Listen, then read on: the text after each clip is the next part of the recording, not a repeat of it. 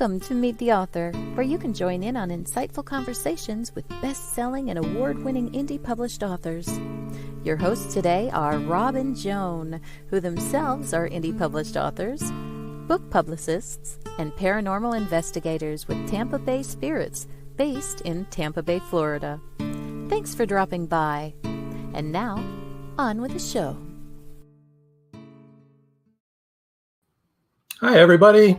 I'm Rob. And I'm Joan. How are you all today? Robert, good morning. You're up bright and early watching us there from Australia. Patricia, hello. Glad to see you there. Oh, Paul, hello. Hello, Paul. Hi, guys. Welcome, welcome, welcome. Yeah, good to see you signing in. We're always happy to see you. And don't forget to like, share, follow, and comment. We love your comments. We have two really exciting guests tonight. I'm sure you're excited to meet them too. We've been looking forward to this show. That's right. Our second guest tonight is Christian romance author Laurean Brooks. And she has the gift of incorporating laugh out loud humor into while she's addressing serious life issues, like repercussions from past abuse, rejection, and loss of a mate. So stay tuned. It should be very interesting. Those are serious and issues. We'll see how we can laugh at that. I don't know, but we'll find out, right? Now let's say hello to a couple more people. Hi, Jan. Good to see you again, Jan. Mary, welcome. Hi, Mary. Hello, Joe. And Joe. Glad to see you, Joe. All right. And now what we're going to do is we're going to introduce Amazon #1 best-selling author, CARRIGAN. Catherine? Hello, everybody. My name is CARRIGAN. I'm a medical intuitive healer, Amazon #1 best-selling author, and host of the Natural Healing Show for UK Health Radio. Today on Meet the Author podcast, I'm going to be sharing with you some of my techniques that I use when I write, and we're going to be talking about my 8 Amazon #1 bestsellers that you can see here on my wall that I'm super proud of. And as we learn and talk about writing, hopefully we will uplift the planet, and you're going to be bursting with creativity and ideas about how you can write and uplift the planet. You can find out more about me and my work at CatherineCarrigan.com and UnlimitedEnergyNow.com. While you're there, definitely sign up for my newsletter so you can learn even more about how you can heal yourself naturally. Hello, Catherine. How are you doing? Great introduction there, Catherine. I'm okay. And I also have to introduce my puppy. This is Dixie. Hi, Dixie. Hi, Dixie. And I just had to introduce her because right before we went on the air, she was getting into the rag pile. And I was like, so if you hear a lot of commotion in the other room, someone is not breaking into my house. All is well. It's just well, if we see anyone behind you, we will certainly give you a heads up. Exactly. There you go. Sue Pearson saying hello. James Ricards. Hey, James. Is also, oops, sorry, James. There you go. Greetings, one and all. George Desmukes. I'm here. Peanuts and all? Peanuts and all. Peanuts. Well, that's his Texas accent. That's his Texas accent. That's what that is. Patricia says hello, Catherine. Paula says hello, Catherine. Trish Pipkin says hello. And Sue says, hi, Catherine and Dixie. Well, we got the greetings out of the way, folks. So, Catherine, I'm really interested in exactly what it is that you do. Maybe you can explain that to the audience real quickly, and then we can get into, some of your books and stuff. Sure. I'm 62 years old. I have 28 years experience in natural healing, and I am a medical intuitive healer. And there's basically 2 things that I do. Number 1, I do medical intuitive readings with clients all over the world. I don't have to see someone or put my hands on them to know what's wrong or what will work to make them better. I work with a healing center in Costa Rica. And before anyone goes there, they fill out a form and send me their photograph. And I spend an hour, hour and a half writing a whole medical intuitive reading. When I do a medical intuitive reading, I read what's going on your physical, energetic, emotional, mental, and spiritual levels. And then also I'm a master healer, so I work with clients all over the world to clear the issues that we find.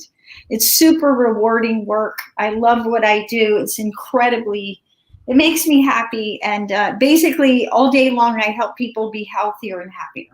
So that's what I do. So do you ever go to any of those places, or is it always at home? Yes. Obviously, I live in Atlanta, Georgia. Sometimes people come to see me. And I have been to Costa Rica. Oh my God, it's one of the most beautiful places on the planet. It looks like it. It looks like it is. It's paradise. It's paradise. One thing has concerned me about Costa Rica, everyone has to go ziplining when they go there. But it kind of makes me a little nervous with the animals, the monkeys on the zip line. Zip lines. Don't know whether that's a problem or not, but it won't be for me because I'm not going there. Robert White says, sounds similar to what I do with the remote healings. I didn't know you were a remote healer, No, Robert. I didn't either. Live and learn. That's interesting. Well, first we'd like to talk a little bit, Catherine, about the book that you're going to give away tonight and explain what that's about. Absolutely. So the Little Book of Breathwork is my 9th book. And I had to share a story about how I came to write it because I lived my whole life prayerfully. I asked for guidance about literally everything. And in 2018, I kept getting the guidance that I needed to write a book about breathing. And I'm like everybody else. I'm like, I'm practical. I'm grounded. I'm like, who needs a book about breathing? Who's going to buy a book about breathing? Anyway, like everybody else, I argued with my guidance and I was like, are you sure? And it was just absolutely insistent. So March 2019, I finished the Little Book of Breathwork. And the Little Book of Breathwork is about breathing exercises, hand mudras, and affirmations. And it includes a breathing routine that I call 8 minutes to inner peace that will cut anxiety in half in 8 minutes. So all my clients who have anxiety, I teach them this routine. I tell them it works faster than Xanax and it gives you power. Anyway, so I finished the book in March 2019. And as soon as I finished it, I understood why I had to write that book because it's really simply written. It's very friendly. A lot of books about breathing are super academic. It's very accessible. And then what happens a year later, March 2020, the pandemic hits the United States. And during the coronavirus pandemic, I'm very motivated by service and helping people. And I've given this book away for free to people in 17 different countries. And so if you send me an email, Catherine@CatherineCarrigan.com, I will send you the ebook version via WeTransfer. It's also available, of course, in paperback and audiobook. 8 of my books are available in audiobook format. And by the way, I love to take photos with my iPhone, and that is a picture that I took. Yeah, and that was a really good picture. Cover, yeah. Sue Pearson says she's up for that. Well, this is really good for everybody because whoever emails her will get that ebook. Everybody that emails. Yeah. No strings attached, right? No strings attached. Yeah. And you heard what she said. Everybody that emails her, okay, so I'm gonna read that out. Everyone that emails Catherine@CatherineCarrigan.com will get that. And Catherine spells her name CATHERINE of course, Catherine again, CARRIGAN. Okay, so that's how you can reach Catherine. Also, I think if they're listening to the broadcast, the podcast, even after this live presentation, you'll probably honor it then too, right? Absolutely. Again, I've given it away. It's been really fun for me to see my good book all over the world. And when people get COVID, within 4 days, they have difficulty breathing. And so it made me really thankful that I listened to my guidance, and that during a time of, true global uncertainty and, sickness, there was something that I had done that could contribute to the well-being of everybody and give people tools, because you can do breath work anytime, anywhere, and it puts you back in charge of the way that you feel. Well, would you like to tell us a little bit about Reading the Soul? Absolutely. So Reading the Soul is my 10th book. And so going back to what I said, I lived my whole life prayerfully. And before I started writing Reading the Soul, this is a really interesting story. I got told that Archangel Michael would help me write that book. And so every morning I started praying and meditating to Archangel Michael and asking for guidance. And, many of us who are listening to this broadcast are writers and authors, and we know what hard work writing can be. I literally wrote Reading the Soul in a month. Of all my books, it was the easiest to write. And I wouldn't say it was easy, but it was easiest. And there again, that's another photograph that I took, and that's my favorite orchid. I raise orchids in my healing room, and I have a wonderful book cover designer. And one day there was 4 blossoms on my chartreuse cattleya. So, it's Maybe just, I can see it better here. Yeah. There you go. Yeah, because if you think about your soul, that is, the most beautiful, transcendent expression of who you are. So I thought that was a great thing. But anyway, what is Reading the Soul about? So when I do medical intuitive readings, I read what I call the 5 levels of the being. I read what's going on the physical level, on the energetic level, and the energetic, you know what your body is, right? The solid part of you. The energetic level includes your chakras, your acupuncture meridians, and your breath. The emotional body, I read that because emotions can shut down literally anything. I read the mental body, that's your thoughts and beliefs. And then finally, I read what's going on at the soul level. And honestly, I've never read any book like Reading the Soul, because it basically explains what I look for when I'm doing a soul reading. And so it's sort of the outline of it, or the template, if you will. And then I give examples of people that I have worked with who had different soul challenges. And this is so important, I feel, because you are a soul. And this is my opinion, not that I know anything. I really actually don't know anything. But you're a soul and you're having a human experience. Your soul controls your mind. Your mind controls your emotions. Your emotions controls your energy, and your energy body controls what's happening on the physical level. So when you do healing work at the soul level, that is actually the most powerful level to work on for anybody. So this is some of the examples of what I look for in a soul reading. So for example, the first thing I look at is where you are in your soul evolution. And there's basically 3 phases. Unconscious, you're born, you're going around, you don't really know that you're soul, you don't know why you're here. Awakening.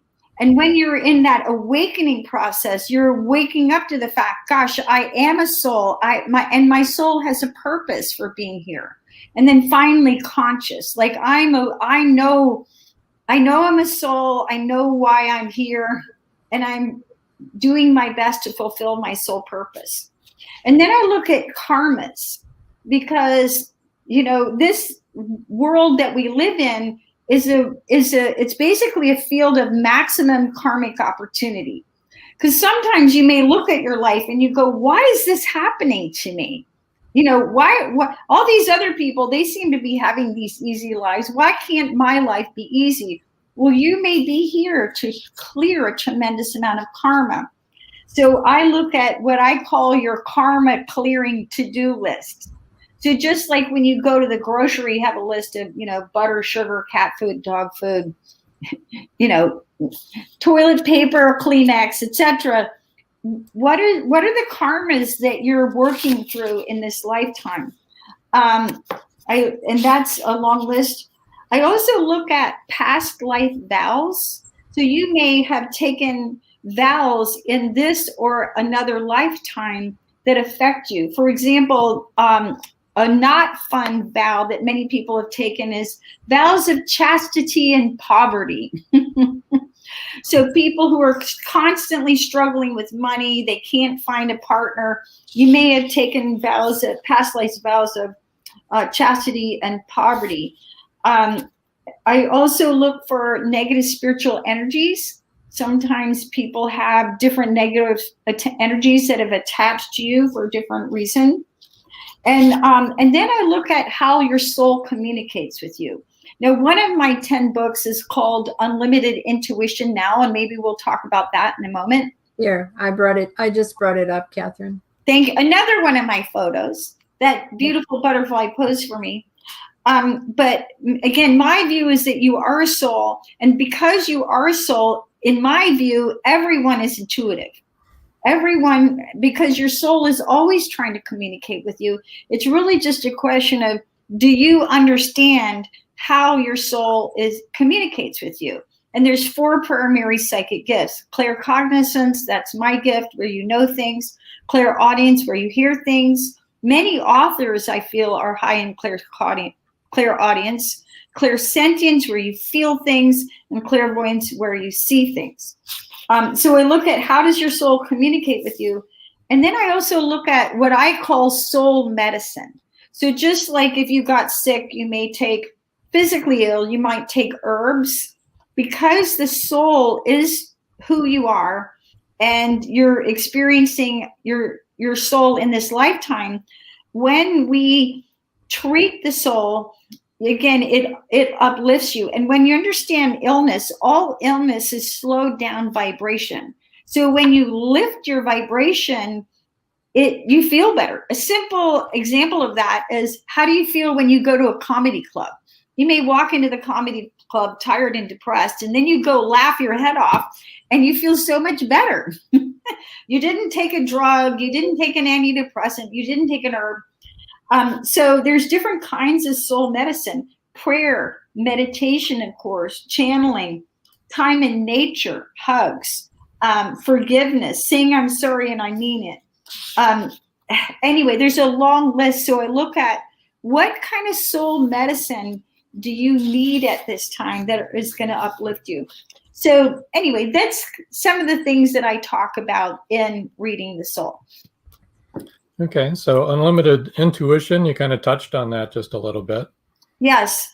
And again, I have because I'm a professional intuitive, so many people come to me because they want to understand how does my intuition work. And just like Tiger Woods is a great golfer, and I wouldn't stand a chance. But everyone, when you understand how your soul communicates with you, then everything in your life works better. So we have a question. Yes, we do. Yes. Joe says, are there any specific signs someone should look for or be able to recognize that would help them understand who they may have been in a past life? What a great question. And I would say that you really need to work with someone who can help you get into your past lives. In my work as a medical intuitive healer, I could tell you all kinds of very fascinating stories about past lives and how they've affected people in their health. I know that I wanted to understand my gifts as a medical intuitive, so I worked with people who've done past life regression with me.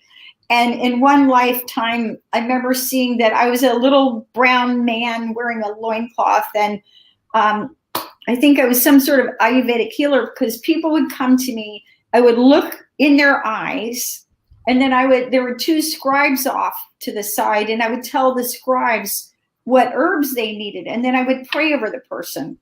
In another lifetime, I was an Indian medicine woman, and I would give direction for the whole tribe. And in another lifetime, I was some sort of woman who worked with herbs in the forest and who ended up helping many people that way. So to answer your question, I think that many times when you're off the chart good at something, I mean, I have a lot of training. I'm a very inquisitive person. I was Phi Beta Kappa at Brown. I'm always reading or learning. But I think that when you're exceptionally good at something, like maybe you're an incredibly talented singer, you may have done that in many other lifetimes. So that's a sign that, you know, as someone said to me, you know, you're very good at many things, but your skill as a medical intuitive is at the level it cannot be taught or learned. And I've just done it in many, many lifetimes. So if you're not good at anything, perhaps you were clueless in a former life. Again, I'm just saying. Also, I really wanted to bring up this book also, because we're quickly running out of time. Unlimited Energy Now. You want to touch on that real quick? Yeah. I would say the number one issue that my new clients have is everybody's exhausted.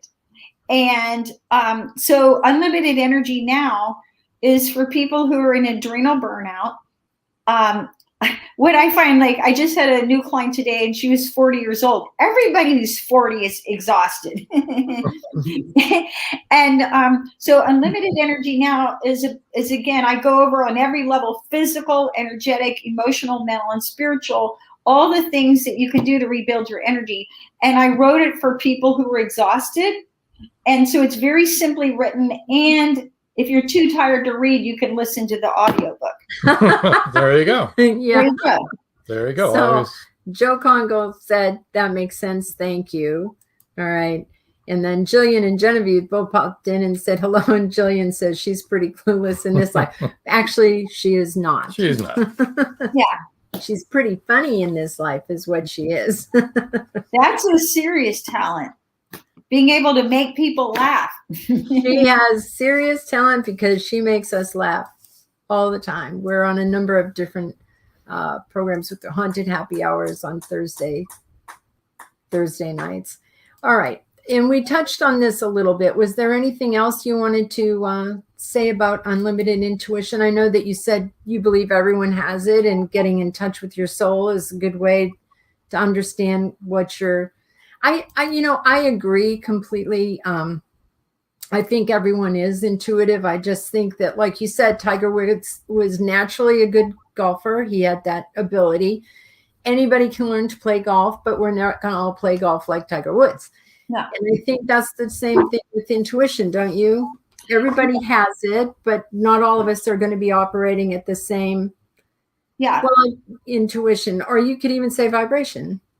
I think you have to learn how to get your ego out of the way, which kind of brings me to kind of what I wanted to talk to you about, which was writing and my writing process. Because over the years, I've consulted many experts. I mean, all of us who try and write, and I use that word try, is, because we're all trying to figure out how do we do this and how do we do this better. And so my best method for writing is I wake up in the morning. As soon as I open my eyes, I start praying and meditating. And I do that every day, no matter what. And I pray and meditate and I ask for guidance. And many of my books have been written lying in bed. And so I pray and meditate, ask for guidance. I receive guidance about what to write about. And then I'll lie in bed with my laptop writing. And that's how the rough draft of my books gets written. Very good. Very good. That's a good way. to start any day, I think, praying and meditating. Absolutely. It's the only way I can get through my day, actually. Mm-hmm. I do it a lot.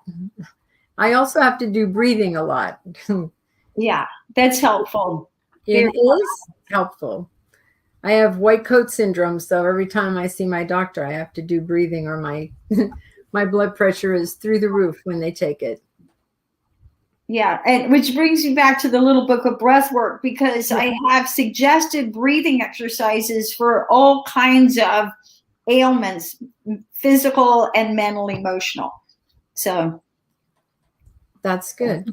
Go. Okay, here's the question. Oh. Have you ever asked for guidance and had trouble hearing the answer? Oh, sure. And, one of the things that people don't talk about is the concept of neutral.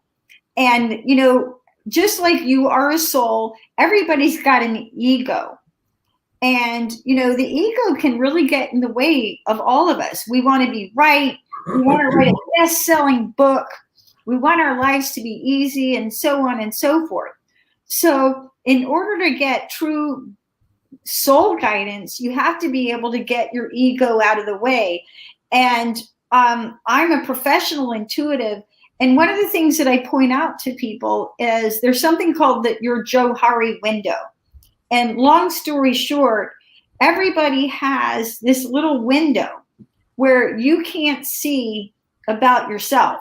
And the example that I give is, let's say you go to the restroom and there's toilet paper tacked to your shoe. If you've ever had that happen to me, which I have, and then you walk out, you've got toilet paper tacked to your shoe, and people go, trying to save you from yourself. So there are things that you can't see about yourself. And even though I'm a professional intuitive and I ask for guidance about literally everything, when I get blocked, I turn to my intuitive friends to help me see what I can't see about myself. So many people want to figure everything out themselves. And I think you can figure out a lot. But when you're blocked, it's because you're in your Johari window. And we all have one. Well, real quick here, I wanted to put up where everybody can reach you. The website is CatherineCarrigan.com. And there's also another website where you can reach Catherine. It's unlimitedenergynow.com. On Facebook, she's author Catherine Carrigan. And this is all spelled the same way I spelt it the first time. And on Twitter, if you want to follow her on Twitter, she's at CS Carrigan. And on LinkedIn, you can find her at Catherine Carrigan. I think, did I get them email? Catherine at CatherineCarrigan.com. And that's important because those of you who joined the show a little bit later, I just want to mention that Catherine will be giving a book away. It's called The Little Book of Breath Work. And everyone that emails her, everyone that's listening and watching now, and everyone that's listening later can get it by emailing her to Catherine at CatherineCarrigan.com. So that's pretty cool. Yes, and please share it with all your loved ones who get sick with COVID, and all your loved ones who are suffering from anxiety. So absolutely. So Trish says that's helpful. So in those times, go to the people you know and trust who know you. Yes, okay. For sure. All right. Well, I think it's time to take a break. That was fast, wasn't it? That was. Anything else you want to say real quick before we go to break? I think that when you write from your soul, it's going to be the most powerful. And also my experience of working with Archangel Michael, I truly believe that there's angels and archangels over on the other side who want to work through us. And, by making yourself available, if you will, then you can receive divine assistance, and your writing will be easier and possibly even more powerful. Sue Pearson says thank you, and now we'll go to break. See you in a few minutes. Stick around 3 to 5 minutes, and stick around, folks. We'll go with LAUREAN Brooks. Hang on just a minute. At Indie Booksource, you can shop by genre or by author, and you will be buying direct from the author's main purchase link. We offer hundreds of titles in formats that include ebooks, paperback, hardbound, and audiobook. Support an indie author. Visit indiebooksource.com today. Oh, yeah. Life just got sweeter now that WLFE DB has merchandise. Show your support by purchasing your t-shirts for WLFE, Paratalk Radio, Inside the Drag Closet, and more. But it doesn't stop there. T-shirts, coffee mugs, tanks, buttons, cloth bags, and more. Go to WLFE-DB.com. On the top bar, click on the merchandise tab and bam, there you go. You got merch. Support the shows. WLFE-DB.com. Enter a universe of scream demons, magic, sign language, and adventure. Join two teenagers struggling to overcome their disabilities as they embark on an interdimensional journey with Master Fantastic. Travel with them through portals to other worlds, most of which are only a spell away. Unfortunately, so is evil. Master Fantastic is an inspiring story of overcoming tragedy and rising above difficult circumstances and childhoods. Suitable reading for young adults and up. Available now on Amazon.com and IndieBookSource.com from master storyteller Jesse Frankel. WLFE Digital Broadcast Network presents Variety Unlimited Television. Watch shows like Meet the Author Podcast, The Bipolar DM, Just Cindy, Card Pulls and Coffee, Unfiltered Talk with Bryce, and more. That's right, our shows are your shows on WLFE Digital Broadcast Network. And now, back to the show.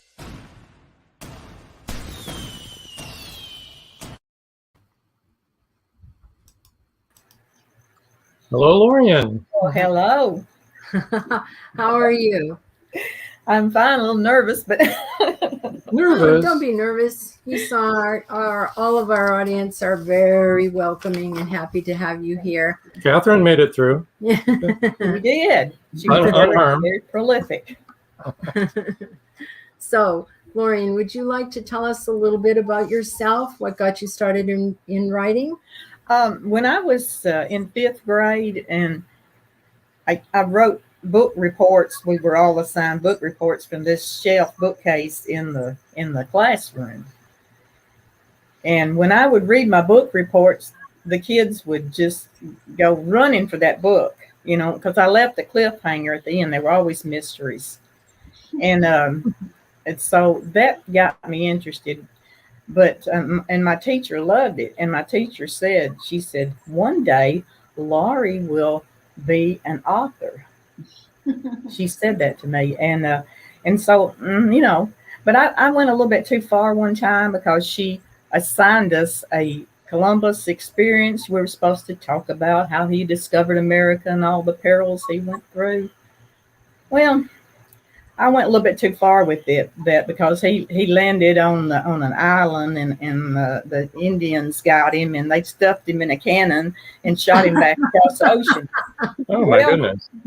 Well, the teacher didn't like that very well. She made me write it over. Everybody in class was just laughing. That's what I wrote for, so people to entertain, and the class just loved it. And I thought, boy, this is a good one. And then she says, Laurie, and I turned around and said, yes. She said, write that over, and this time make it a little more realistic. A little more accurate history there, huh? So George says he loves your accent, by the way. George is from Texas. I'm from Tennessee. Oh, George, I'm from Tennessee. Okay, so that's what got me started. But that sort of put a damper on my creativity for a while because I was afraid to make anything funny anymore. But when I got to 9th grade, we were given open-ended sentences in literature, in our literature class, and I was reading them out loud at home, and I was trying to figure out which one I wanted to make the story out of. And I said, I often wonder what I would do if I were. And my mother started singing an Oscar Mayer wiener. And so I said, that's it. So I wrote a story then about the Oscar Mayer wiener and how he was running away and he got thrown in a trash can. The dogs were chasing him down the street. And this time the teacher loved it. She laughed all the way through it when I was reading it. So it got my, my muse flowing. Kind of spurred you on, right? Spurred you on, Yeah. but you're not writing about Oscar Mayer wieners right now. No. What you want to tell us what you're writing about? What? I'm sorry. What is that? What I was writing about? I was writing about. Yeah, now, what kind of books do you write now? Oh, I write romance, but it has lots of humor in it. There's always catastrophes and little things that happen, just funny things. And the first one, the latest one I've written is in a series, and it's called The Matchmaker's Mix-Up. And you can imagine. Okay, what happens is there is an elderly lady in Boston, and she has a cat, and she's doing the matchmaking, and she has this cat, and she gets all her matches made, puts them, has them in a box ready to go, and the cat dumps the box. The files go everywhere. That's not good. That's never good. So she has a stroke. This is 1870. She has a stroke and is laid up a while. And so her 16-year-old granddaughter says, "Don't worry, Grandma, I can fix this." Well, she sends all the brides to all the wrong grooms, So, oh, dear. Yeah. So that's why it's called Matchmaker's Mix-Up. And it's Ryan's Reckless Brides, what that one is. It's book number 8. This is it, Ryan. Yeah, that's it. It's still an ebook, but it will be out in print probably in about 2 weeks.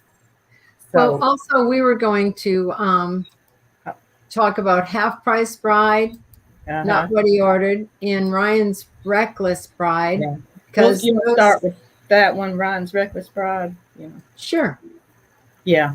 So the hero in the story, he wants a mother for his 19-month-old toddler. His wife died because she made a bad decision, and he wants a mature woman who is very sedate, responsible, mature, and doesn't make impulsive decisions. Okay. So guess what he gets? The opposite. Not probably. that. He gets Annalyn, and before she hops off the stage, she hurls a carpet bag at somebody and hits them in the stomach with it, and then she jumps off the stage by herself, and he's like, "Uh-oh, I know this is not what I ordered." And she was wanting an adventurous man, a cowboy, who loved to travel, and that's what she thought she was getting. And he's a stay-at-home guy. He's a rancher, so that's what he does. That's really That sounds good. fun. That does sound like a fun book. Yeah. Do you want to tell us a little bit about Not What He Ordered? Okay, this girl, she was trying to, Carrie Franklin, she was trying to rescue her brother from the gambling halls. And this set in 1884, Abilene. And so she goes in because he's always blowing his paycheck. Their parents have died, and they're living off of his income. So she's going to go in there and drag him out. Before she can get into the saloon, a drunk comes out, and he starts mauling her and everything. And they struggle, and she gives him a shove off the boardwalk, and his head hits a rock. And so she thinks she killed him, so she flees town. And this started this is Denton, Texas, and she flees, and she ends up in Abilene. But along the way, the lady she sits with, tells her that she's a mail order bride, and she said, "Where are you getting off at?" And she says, "Abilene." She says, "Well, my friend was supposed to have come along with me, and she was supposed to have been a mail order bride too, but she backed out. Could you tell this guy that's meeting her that that she's not going to show?" So she gets off, and he thinks she's the mail order bride, and she tries her best to tell him, but he will not listen. He picks her up, throws her on the buckboard, and said, "You're going home with me." The trouble is, he thinks he's picking up domestic help for his aunt because she's getting older, and she secretly ordered him a bride. The aunt did. So it's all this is going on at the same time, you know. Oh, so my this goodness. girl's got a secret, you know, and the aunt tells her, you know, she confides. Says, Those are really clever stories. And yeah. then the last one was Half Price Bride that we were going to touch on Yes. tonight. Yes, this girl, Emily, she lives in Memphis, and her sister-in-law, her brother is just recently married and moved the girl in, you know, his wife in. So they don't get along at all. The girl is really mean, the woman. The wife is really mean. So she's just looking for a way out, and she finds this ad for a dentist in Abilene. And George says, you're from Tennessee, and yet your books have a Western setting. Yes. Well, did you know, George, that it's been proven that 80% of Texas came from Tennessee? Texas. Really? Isn't that wonderful? I mean, I always feel when I go to Texas, it feels like that it's like a sister state or something. That isn't a government statistic by any way, is it? Yeah, well, that's what I read. It on it. It was really the ones that settled. You know, the beginning. Oh, the settlers. Okay. At the beginning, the settlers, yeah. 80% came from Tennessee. But anyway, she writes off she replies to a dentist ad. And he wants her photo, but or tintype, and he doesn't, you know, she doesn't know what he looks like.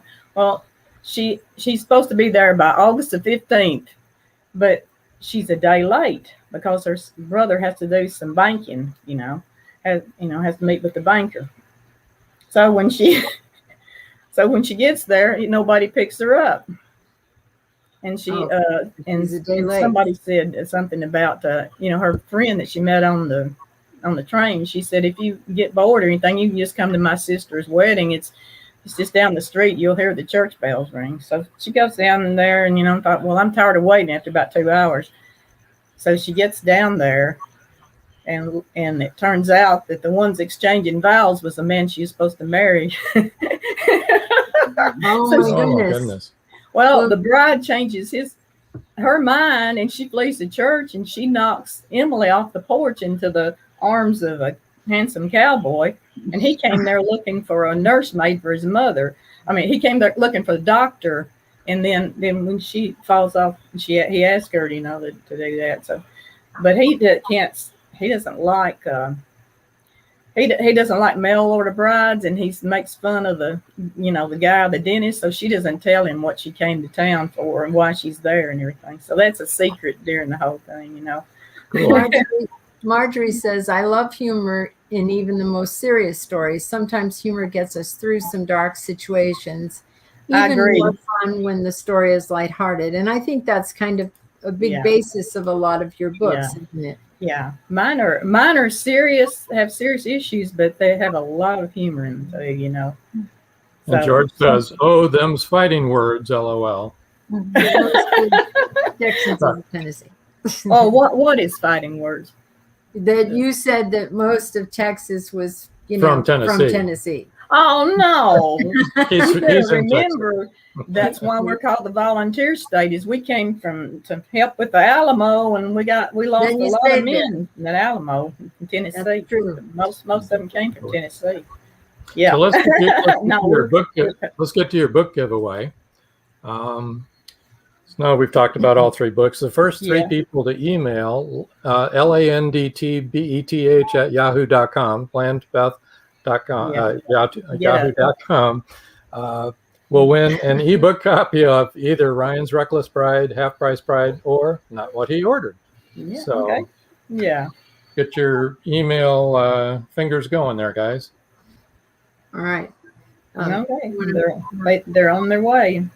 I know George wants one of those. George says, yep, Davy Crockett. Davy Crockett. Yeah. He's not in there because it's a little bit late for him. about Yeah. 75 years. No, Right. 60 But years. he was at the Alamo. Yes, he died there. And Jim Bowie did, and Yep. several famous ones that died there. I hate that. Such a loss. Well, It always makes me sad when I see the movie. If you want to Yeah. reach Laurean, her Facebook is Laurean Brooks. It's LAUREAN.BROOKS.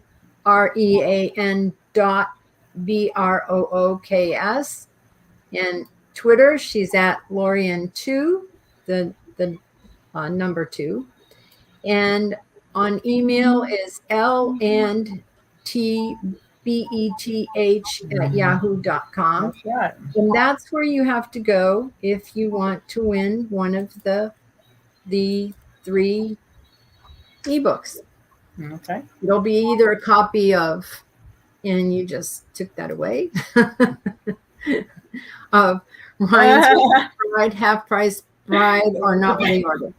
He I wants want to a pay for that. paperback, not an ebook, says I George. know what you mean.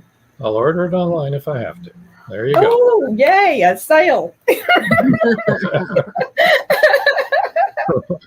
He will. I He'll think do it. it impresses me when a man reads the book. And they always like it when they do. I've had the 3 local neighbors, that read, and they really like the books, the Westerns. So Yeah. It It tickles is me when they impressive read when them. a man will read a romance novel. Yeah, but it has enough in there. My brother does too. So do you have any more books coming out? Yes, we're doing one on the reclusive man, but it won't be out till next August. It's another Next series, August, and about a year. that's A year from now. they put us like a month at a time. Oh, and by the way, on the Ryan's Reckless Bride, mine is book number 8, and they're already 4 more out. I think it's 12 books out already on that series. If anybody wants to look that up, and they've all been good because I've read them and read 5 of them. So. Well, They're you know really that you good can find Laurean on indiebooksource.com. You can go Right. right to her page And Catherine as well. And Catherine as How well, about that? yes. We got a double. And you can find both of them on Amazon. Right. So George says he likes humor. He loves romance. Ask any of his 5 wives. Okay, George, you're a busy boy. He's busier than you think. Yeah, he is. He's just published one of his latest books, Siren Oh, he's Song, an which- author too. Oh yeah, Oh. and he's has a movie He's in the works. producing a Siren movie, Song. yeah. Wow. Yeah, Mhm. pretty exciting. That's wonderful. Yep, they're already working on it. So Yeah, That's great. I like that. I'd like that too. It gives all of us encouragement, right? Though I'm not sure that Catherine's books would become movies easily. I don't know. I mean, You could use her intuition about it, right? I think maybe Reading the Soul has a lot of really interesting stories about people and what different things that people had going on that were really soul challenges. So you might be able to weave together a story out of all that. Yeah. I can see that. Laurean's 12 in a series could make a TV series very easily. Yeah. There's going to be 19 when it's finished in May of next year. Imagine 19 that. books total. I'm number 8, and there's been 4 more since mine released. So That's awesome. That is. yeah, That is. I enjoyed writing that. That was fun. He wants a cook too. He wants to be a good cook, and she can't cook a lick because when she was 11 years old, she lived on a farm. But then she was moved to Memphis because of the war, and her mother was feared for her life. So her aunt was a wealthy woman, and she doted on her, and they had servants, and she never learned to cook. And so he expects to cook, and she tries to keep that a secret that she doesn't know how. So she asked a neighbor lady to sneak in every day and give her cooking lessons. So one day he comes home early, and the lady, she hides her in the barn. But he goes to the barn, and he hears somebody snoring. He finds the woman asleep on a haystack. That's so funny. There you go. He has to explain that all those meals that besides the first 2 that she burned, were not. Or somebody else. Yeah, with George somebody else. Congo. Joe. Joe Congo said, I've read a few Western romance books and was surprised at how much I enjoyed them. Well, good. You'll enjoy this one too. And then These- Robert White says Catherine's book. Oh, well, this is true. Catherine's books could Yeah. become video tutorials, and that's for Yeah, sure. they should. They should be. Okay, so George says, tell Laurian, I'll trade one of her paperbacks for a paper book of Siren Song or Two Faces of the Jaguar, Okay. which are really George, good you've got her books. email right there. Yep. Okay, we'll talk about that later then. Yeah, there you go. What does George write? Here it is, right here. Thrillers? Siren the Song, kind of which is Adventure, fantasy. fantasy, That's adventure. fantasy. Yeah. But the Jaguar series is adventure, I would Yeah. say. And Okay. I know a number of people who love them. Yes. I cannot read a suspense before I go to bed. I won't sleep, you know. It just Don't turn the news on, right? No. Don't I watch the turn- news. Yeah. I watch too much of it. That's probably why I can't sleep. Yeah. So Trish says that George's books are adventure and lots of good humor. you can see the humor in his comments. In his comments, There you right? go. Yes, uh-huh. Oh, There we go. George is the definitive. He says jungle, adventure, romance. Yeah. That's Yeah, That's very good. I worked at a factory for 28 years, and then NAFTA closed it, and it went to overseas, you know. So they sent us to school, and then that's how I learned to use a computer. So I went for a legal secretary, but when I got out, there were no jobs.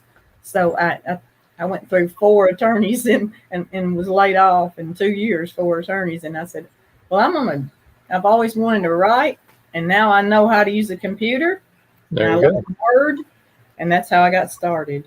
that's Wow. Awesome. I That's sent my great. first published work to Hometown Magazine. It was a local magazine. It was a little account of a sled ride that my sister and brother and I were in when we were kids, and my brother fell off the sled in front, and he was underneath, and he was looking up between the slats and screaming, "Stop, stop!" And we were laughing, you know. He didn't get hurt, but I'm surprised. I mean, you could just see his face all the way down the hill, and we were on top of him, you know. There you go. I took that, and I got $25 for it, and I was like, "Whoa!" There you go. Robert says What bit me? with that term, jungle adventure romance, I get hot, sweaty fun. Thanks, Robert. That's- Adventure. True. That would be true. Yeah. And Sue Pearson Mhm. said George's books are awesome, and they are indeed. So Laurian and Catherine, do you guys have any questions for each other? Yeah. Or comments? Well, Laurian, I'm just so inspired by your story and of how you became an author. That is, yeah. So my question for you, Laurian, was when you were growing up, were you always telling stories? Because you were a born storyteller. Yes. To my little sisters and brothers. Yeah, there was 7 of us kids, and I was number 4, so I had some younger siblings, and I made up stories and told them. And my sister and I got started this way too. We would go through a book and pick out 10 words and assign to each other to write a story with those 10 words, and we had fun doing that too. Wow. So we started that when there were always funny stories, and at nighttime, of course, we both had a crush on Cheyenne Bodie. He was just on a few minutes ago, and I missed him. You remember him? The No. cowboy? No. Clint Walker, Cheyenne Bodie. He Oh, played Clint in Walker. Night of the Grizzly. Okay, I so you remember know. Clint Walker. Yeah, that Clint Walker. Yeah, and we were watching reruns of him then, but we used to make up stories about him when we went to bed, and we were, of course, we both fall over him. He was mine, you know. My sister said, "No, he's mine. No, he's mine." And we just make up stories on how we were going out on a date with him or to a barn dance or something. And our mother she'd holler across the hall, "Shut up, giggling in there. I'm gonna come in there and give you something to giggle about." So basically, you've been a romance author your whole life. Yeah, we were always fighting over a cowboy on TV. But So I'll it's tell you what Catherine said about the reason you started writing being very, very inspiring is true. Yeah. You know, Yeah. just kudos to you. That's great. That's wonderful that you Yeah. did that. So what do you see, Catherine, when you look at me? I'm curious now. In what respect? Oh, I don't know. Just, I thought you might do a little reading there. It's okay. Yeah. Well, I think you're just really happy about this phase of your life. It's almost like every other part of your life was preparation for this. Mm-hmm. And Thank you. I do think that often in life as writers, when you're in a period, when you're in a so-called dry spell, what you're doing is you're gathering material. Oh, yes, I guess that would be true. Yeah, you're learning something or experiencing something or, and then you have something to write about. Yes. Thank you. Yeah. Yeah, I never felt at home in that factory. I hated it from from day one, and I stayed there all that time, and the Lord gave me an opportunity to get out of them when the plant closed, and I was sent to school. I got to go to school, so college. There you go. George says humor takes courage. It must be admired. Oh, I never thought of it that way. And where's George from? Texas. He's from Texas. Oh, that's right, Texas. Is he near Abilene, where I write about? He's down George, near. are you I think he's down near closer to Houston. near Abilene, George? It's not that far, really. He's in San Leon. San Leon, that's right. Okay, I don't know that place. I may have to write about it next time. Northwest of Houston, I think. Okay. George will correct us. George will correct us worry. momentarily. He's closer to the Denton, Texas, where my not what he ordered girl left from to go to Abilene. So I think he's on the beach, right? No, I don't think so. He's northwest South of Houston on the coast. That's what I thought. Okay, south He of is- Houston on the coast. okay. He lives in a beach house.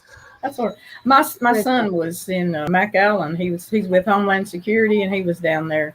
He was down there from 2005 to 2011 or something like that. He was stationed down there. My transfer down there on the border. So it wasn't that bad back then, but I'm glad he's not there. He's in DC now, but it's just as bad, probably. Yeah. Arlington, actually. Yeah, We but used he to works live in there. DC. We used to live outside of DC, but yeah. My brother was Secret Service and he was in DC. Mhm. Yeah, he can't have a Facebook account or anything. So Yep. yep. And Yeah, there are stay so out of many it. places you can't visit it once you work in that kind of work. You can't go. Yeah. Mm-hmm.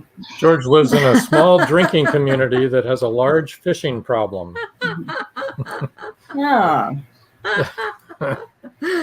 Is it because the fish are all drunk? Perhaps. So, Maybe they drank the whiskey in the river. Catherine, real short, just a couple of sentences. What kind of advice would you have for new authors getting started out there? I think that it's really important as an author that you build a team around you. I have somebody who formats my books and makes the covers. I have a great editor. I have somebody who helps produce my audiobooks. I have somebody I have Robin Joan that helped promote me. And so when you have a great team, it makes doing that work a lot easier, I think. And a good editor is worth their weight in gold. Amen. Yes. There you go. Amen. There you go. Well, it's good to be on the team. That's good. Glad we're on your team. How about you, Laurean? Well, I'm going to say that don't allow dream stealers to get you down there. They can be somebody close to you that tells you can't do it, or think she'll never make it. Don't let that happen. Just keep going and get into a group of writers and just like I did, with I started with a group, a Yahoo group, the Swedish romance authors, and we all clicked and encourage bonds between the other authors, and that's awesome. And, yes, and then we edited and become beta readers for each other and supported each other, encouraged each other. That's great. And yes, that's what I'm saying. Just keep going. If you love doing it, you can't keep from doing it. Really, once you get started, you've always got a story going in your head, maybe 3 at once. Right. So George had said he lives in a small drinking community that has a large fishing problem, and then you had said maybe the fish were drunk, and George said no, the fishermen are. It levels the playing field. And Trish Pipkin said, Catherine, I love the idea of having a team. That is good, yes. And then Trish said, yes, Lorian, dream stealers are no good. Great advice. Mm-hmm. Sue Pipkins had said, that is wonderful. I think she maybe meant the idea of having a team. I'm not sure, Sue. I think that was good. Yeah, that's good. But I'm just beginning to form a team now, really, after these years that I think I can count on to do my covers. And when you're indie publishing, especially, you need all that, Well, and this last book is indie Laurean, publishing. after the show, George would like us to give you his email address. So we'll give you George's email address. And Robert White says, the naysayers cannot hold back the inspirations writers have within them. That's very good. That's very good. Yeah.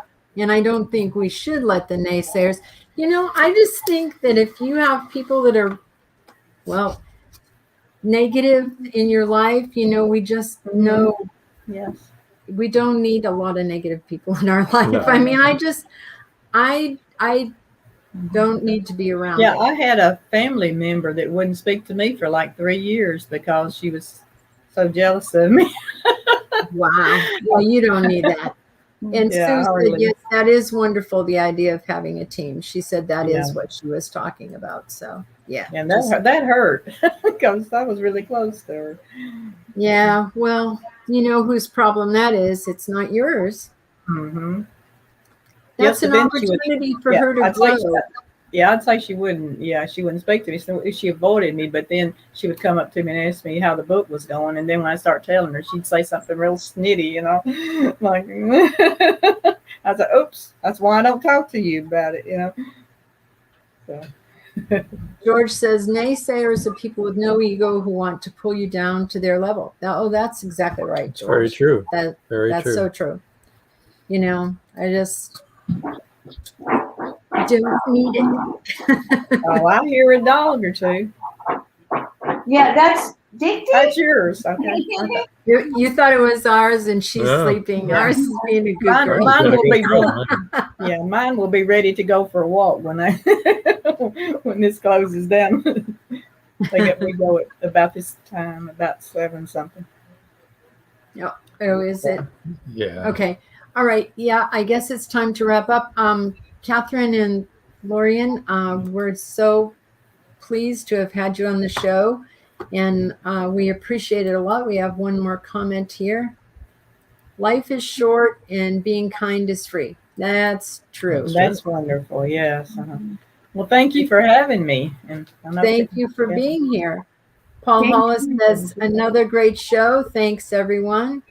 Joe Congo says, another great show. Thank you, Catherine and Lorian. Happy 20th episode. Robin Jones. Hey. So this is number 20, huh? Number 20. This is That's the day of my birthday. We'll have to have a glass of wine or something, right?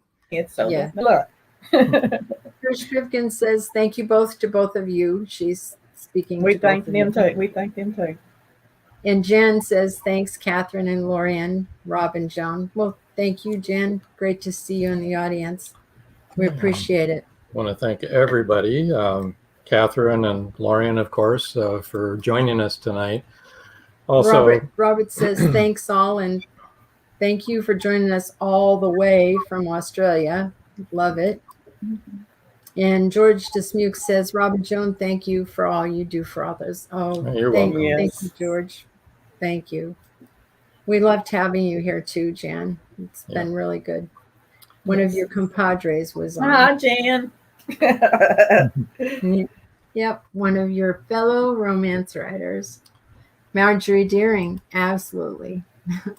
Thanks, Marjorie. So we're going to move you over here. We're going to say a few words here in closing, I think. And when we put you backstage, please don't leave. No, we hang want around to for a speak to few you minutes. afterwards for a minute. Okay. And we yes. want to thank everybody that listens and watches every week. Really Tune in next appreciate week. that. And all the new people joining us, thank you for joining us. Mm-hmm. And Come back and visit us again. Do you have anything you would like to say? No, just what I always say after our show is inside the drag closet. So stay tuned and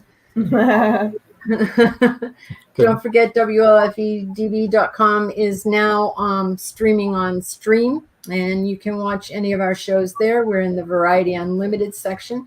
There's also LGBTQ Friends and Paranormal View on our radio station. Right, and a little peek into what's coming up. No show next week. If you show up next week, we're not going to. So because we're taking our new trailer out. Yeah, we're going on a new trip with a new trailer. Mm-hmm. Then on the 18th is episode 21, and we'll have Kelly Mitchell, who's a podcaster and a nonfiction author. She calls herself a rebel with a cause because she loves the power words can have. Also, Diane Astle will be joining us as well.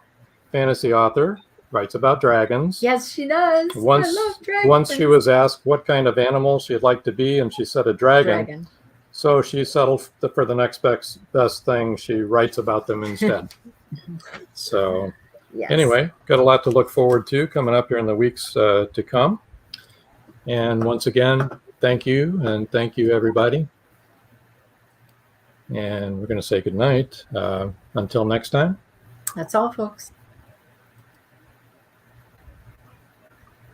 Thank you for joining us here on Meet the Author. Make sure you stay up to date with our show by clicking like, follow, and share. And you can find us on Spotify, iTunes, and more. See you next time on WLFE-DB.com.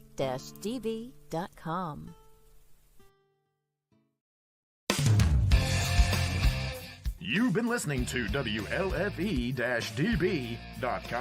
where our shows are your shows.